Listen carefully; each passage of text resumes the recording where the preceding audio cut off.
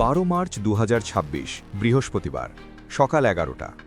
ঢাকার আকাশ কিছুটা মেঘলা থাকলেও জাতীয় সংসদ ভবনের ভেতরের পরিবেশ, স্লোগান আর তর্কে বিতর্কে ছিল ভীষণ উত্তপ। দীর্ঘ প্রতীক্ষার পর সংসদের প্রথম অধিবেশন শুরু হয়েছে। কিন্তু এই অধিবেশন যে কেবল রাষ্ট্রপতির ভাষণ শোনার জন্য ছিল না, বরং তার চূড়ান্ত বিদায়ের ঘণ্টা বাজানোর জন্য ছিল। তা অধিবেশন শুরুর কয়েক মিনিটের মধ্যেই পরিষ্কার হয়ে যায়। এদিন স্পিকার হিসেবে দায়িত্ব নিয়েছেন মেজর অবসর হাফিজউদ্দিন আহমদ। তিনি যখন ঘোষণা করলেন রাষ্ট্রপতির ভাষণের কথা, তখনই শুরু হলো সেই অদ্ভুত ঘটনা যা আগে কোনোদিন বাংলাদেশের সংসদ দেখেনি। এদিন সংসদ ভবনের ভেতর যা ঘটেছে তাকে এক কথায় বলা যায় পলিটিক্যাল সুইসাইড। দীর্ঘ সময় ধরে বঙ্গভবনে টিকে থাকা রাষ্ট্রপতি মোহাম্মদ শাহাবুদ্দিন চুপ্পু আজ স্রেফ অপমানের তোড়ে ভেসে গেলেন। বাংলাদেশের ইতিহাসে এর আগে কোনো রাষ্ট্রপতিকে নিজ দলের বাইরে এভাবে সরাসরি মুখের ওপর গাদ্দার শুনতে হয়নি। কারোর দিকে এভাবে ঘৃণা ভরে থুতু ছিটানো হয়নি। বিরোধী দল জামায়াত এবং এনসিপির সদস্যরা আজ যা করলেন তা কোনো নাটক সিনেমা থেকে কম নয়, একেবারে সরাসরি অ্যাকশন। প্রোটোকলের তোয়াক্কা না করে তারা বুঝিয়ে দিয়েছেন, জুলাইয়ের রক্তের ওপর বসে আওয়ামী লীগের কারো ভাষণ শোনার ধৈর্য এই দেশের আর নেই। প্রথম সংসদ অধিবেশন শেষ হওয়ার কিছুক্ষণ মাঝেই রটল আরও চাঞ্চল্যকর খবর। ঘানুসা শুরু হলো। জামায়াত এনসিপি জোটের চরম অপমান সহ্য করতে না পেরে অবশেষে লিখিত পদত্যাগপত্র জমা দিয়েছেন শাহাবুদ্দিন চুপ্পু। কিন্তু পর্দার আড়ালে কি এমন ঘটল যে তাকে এই সিদ্ধান্ত নিতে হলো? কেন বিএনপি আজ সংসদে বসে হাততালি দিচ্ছিল? আর কেনই বা শহীদদের নাম বাদ দেওয়া নিয়ে সংসদে রণক্ষেত্র তৈরি হলো? দর্শক, ভিডিওটি না কেনে শেষ পর্যন্ত দেখুন। আপনার চোখে নগোচরে ঘটে যাওয়া কিছু চাঞ্চল্যকর রাজনৈতিক ঘটনা আজ আমরা তুলে ধরব আমাদের প্রতিবেদনে। 12 মার্চ বৃহস্পতিবার সারা দেশের মানুষের চোখ ছিল সংসদ ভবনের দিকে। কারণ ছিল নতুন সংসদের প্রথম অধিবেশন আর বিতর্কিত রাষ্ট্রপতি শাহাবুদ্দিন চুপ্পুর ভাষণ। স্পিকারের চেয়ারে তখন বসে আছেন মেজর অবসর হাফিজউদ্দিন আহমদ। তিনি যখনই ঘোষণা দিলেন রাষ্ট্রপতির ভাষণের কথা, তখনই যেন পুরো সংসদ ভবনের ভেতর বিদ্যুৎ খেলে গেল। রাষ্ট্রপতি মোহাম্মদ শাহাবুদ্দিন যখন সংসদ কক্ষে প্রবেশ করলেন, প্রথা অনুযায়ী বেজে উঠল জাতীয় সঙ্গীত। সবাই দাঁড়িয়ে সম্মান জানালেন। কিন্তু কক্ষের ভেতরে থাকা জামায়াতে ইসলামী এবং 11 দলীয় জোটের সদস্যরা এক অদ্ভুত এবং কঠোর অবস্থান নিলেন। অন্য সংসদ সদস্যদের মতো তারা কেউ দাঁড়াল না। সার্জেন্ট অ্যাট আর্মস ও তার সহকারী কর্মকর্তারা নাহিদ, হাসনাত জামায়াতের আমিরদের দিকে হাত ইশারায় বারবার উঠে দাঁড়াতে বললেও তারা উঠে দাঁড়ায়নি। রাষ্ট্রপতির সম্মান তো পরের কথা, জাতীয় সঙ্গীতের প্রতিও বিন্দুমাত্র সম্মান দেখাননি তারা। শুধু তাই নয়, জাতীয় সঙ্গীত শেষ হতে না হতেই জামায়াতে ইসলামী এবং 11 দলীয় জোটের সংসদ সদস্যরা একযোগে দাঁড়িয়ে গেলেন। স্পিকার অনুরোধ করলেও তারা থামেননি। সরাসরি রাষ্ট্রপতির মুখের ওপর তারা বলতে শুরু করেন, আমরা জাতীয় সঙ্গীতকে সম্মান দিচ্ছি, আপনাকে নয়। পরিস্থিতি এমন পর্যায়ে পৌঁছায় যে রাষ্ট্রপতি ভাষণ শুরু করলেও বিরোধীদের গগনবিদারী স্লোগানে তার কথা শোনা যাচ্ছিল না। বিরোধীরা কেবল মুখে প্রতিবাদ করেই ক্ষান্ত হননি, তারা হাতে নিয়ে এসেছিলেন বড় বড় প্ল্যাকার্ড। তাতে লেখা ছিল, জুলাই বিপ্লবের শহীদদের সাথে গাদ্দারি চলবে না, শেখ হাসিনার নিয়োগ করা রাষ্ট্রপতির পদত্যাগ চাই। একটি দেশের রাষ্ট্রপ্রধানের জন্য এর চেয়ে বড় অপমান আর কি হতে পারে, যখন খোদ সংসদের ভেতরেই তাকে ফ্যাসিস্টের দালাল হিসেবে অভিহিত করা হয়। অপমানের চূড়ান্ত সীমা তখনও বাকি ছিল। ভাষণের মাঝপথেই বিরোধী দলের সব সদস্য একযোগে সংসদ কক্ষ ত্যাগের সিদ্ধান্ত নেন। শাহাবুদ্দিন চুপ্পু যখন কাঁপা কাঁপা গলায় ভাষণ পড়া শুরু করলেন, তখন বিরোধীরা আর আসনে বসে থাকেননি। একে একে 10 জন 20 জন করে প্রায় সব বিরোধী সদস্য কক্ষ ত্যাগ করতে শুরু করেন। যাওয়ার সময় কেউ কেউ রাষ্ট্রপতির ঠিক সামনে গিয়ে স্লোগান দেন। এমনকি প্রত্যক্ষদর্শীদের মতে চরম ঘৃণায় কেউ কেউ এমন আচরণ করেছেন যা ভাষায় প্রকাশ করা কঠিন। পুরো সংসদ কক্ষ যখন প্রায় খালি, তখন রাষ্ট্রপতি একা একা তার লিখিত ভাষণ পড়ে যাচ্ছিলেন। সামনে শুধু বসেছিলেন সরকারি দলের বিএনপির সদস্যরা। এই দৃশ্যটি বাংলাদেশের রাজনীতির ইতিহাসে একজন রাষ্ট্রপতির রাজনৈতিক নিঃসঙ্গতার চূড়ান্ত দলিল হয়ে থাকবে। বিরোধীরা বের হওয়ার সময় রাষ্ট্রপতির ডায়াসের সামনে দিয়ে যাওয়ার সময় যে চরম ঘৃণা প্রদর্শন করেছেন তা নজিরবিহীন।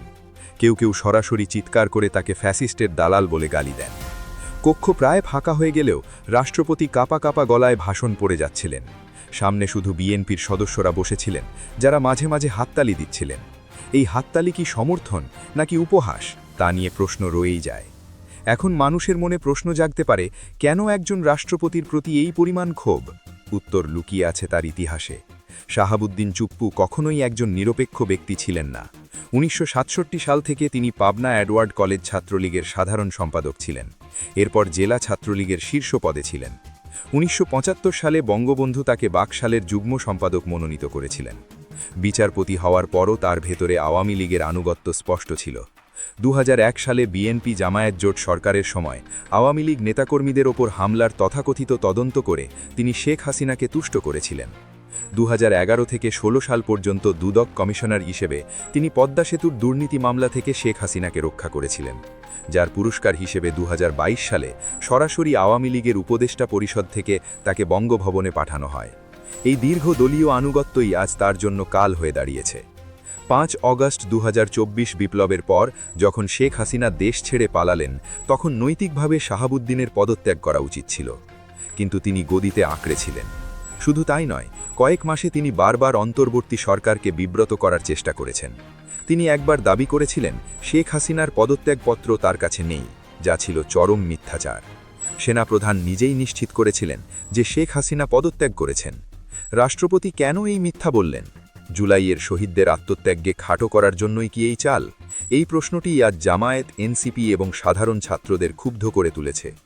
আজকের অধিবেশনে আরও একটি চাঞ্চল্যকর দৃশ্য দেখা গেছে। একদিকে যখন জামায়াত এবং এনসিপি রাষ্ট্রপতির অপমানে সংসদ ছেড়ে বের হয়ে যাচ্ছে, তখন বিএনপির শীর্ষ নেতা তারেক রহমানকে দেখা গেছে সরকারি আসনে বসে হাততালি দিতে।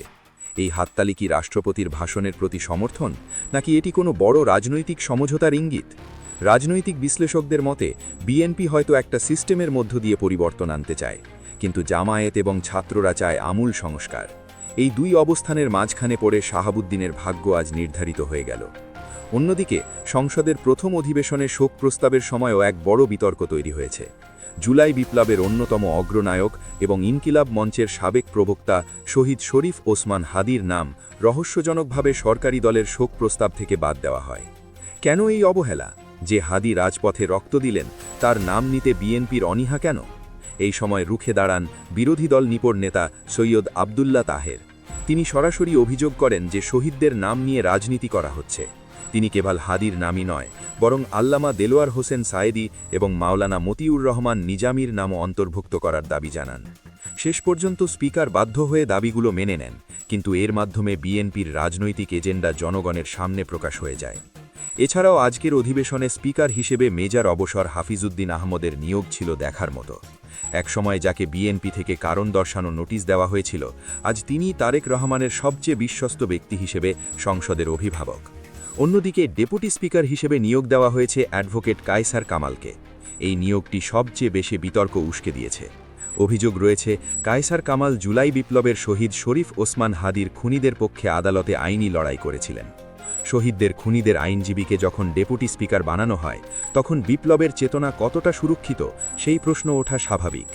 শোনা গেছে সংসদে এই নজিরবিহীন অপমানের পর রাষ্ট্রপতি শাহাবুদ্দিন যখন বঙ্গভবনে ফিরে যান, তখন তিনি মানসিকভাবে বিধ্বস্ত ছিলেন। স্লোগান, প্ল্যাকার্ড আর থুথু দেওয়ার মতো অপমান একজন রাষ্ট্রপ্রধানের পক্ষে সহ্য করা অসম্ভব। সন্ধ্যায় খবর ছড়িয়ে পড়ে যে তিনি তার লিখিত পদত্যাগপত্র স্পিকারের কাছে পাঠিয়ে দিয়েছেন। যদিও এর আনুষ্ঠানিক ঘোষণা এখনও প্রক্রিয়াধীন, তবে রাজনৈতিক অঙ্গনে এটা এখন ওপেন সিক্রেট। শাহাবুদ্দিন বুঝে গেছেন প্রধানমন্ত্রীর দেওয়া 7 দিনের সময়সীমার আগেই তাকে সরে যেতে হবে, কারণ দেশে কোথাও তার সম্মান অবশিষ্ট নেই, না রাজপথে না সংসদে। শাহাবুদ্দিনের পদত্যাগের পর পরবর্তী রাষ্ট্রপতি কে হবেন তা নিয়ে এখন তোলপাড় চলছে। বিএনপির পক্ষ থেকে নোবেল বিজয়ী ডক্টর মোহাম্মদ ইউনুসের নাম প্রস্তাব করা হয়েছে। যেহেতু সংসদে বিএনপির 209 এবং জামায়াতের 68 ভোট রয়েছে, তাই ইউনুসকে রাষ্ট্রপতি নির্বাচিত করা শুধু সময়ের ব্যাপার। এর মাধ্যমে বাংলাদেশে এক নতুন অধ্যায়ের সূচনা হতে যাচ্ছে, যেখানে পুরনো ব্যবস্থার শেষ প্রতীকটিও মুছে যাবে। 12ই মার্চ বাংলাদেশের রাজনীতিবিদদের জন্য এক বড় শিক্ষা। তারা হয়তো উপলব্ধি করতে পারবেন যে ক্ষমতা চিরস্থায়ী নয় এবং জনগণের ইচ্ছার বিরুদ্ধে গিয়ে কেউ টিকতে পারে না। শাহাবুদ্দিন চুপ্পু হয়তো ইতিহাসের পাতায় একজন বিতর্কিত রাষ্ট্রপতি হিসেবেই থেকে যাবেন, কিন্তু জুলাই বিপ্লবের শহীদদের যে আকাঙ্ক্ষা, একটা বৈষম্যহীন নতুন বাংলাদেশ, তা কি এই রাজনৈতিক রদবদলের মাধ্যমে পূর্ণ হবে? বিএনপি এবং জামায়াতের মধ্যে যে দৃশ্যমান দূরত্বের আভাস আজ পাওয়া গেল, তা আগামী দিনের রাজনীতিকে আরও জটিল করে তুলতে পারে। তবে একটি কথা স্পষ্ট, বাংলাদেশে আর ফ্যাসিবাদের কোনো জায়গা নেই। আপনি কি মনে করেন শাহাবুদ্দিনের পদত্যাগ সঠিক সিদ্ধান্ত নাকি তাকে আরও আগেই সরানো উচিত ছিল? কমেন্ট বক্সে আপনার মূল্যবান মতামত দিন।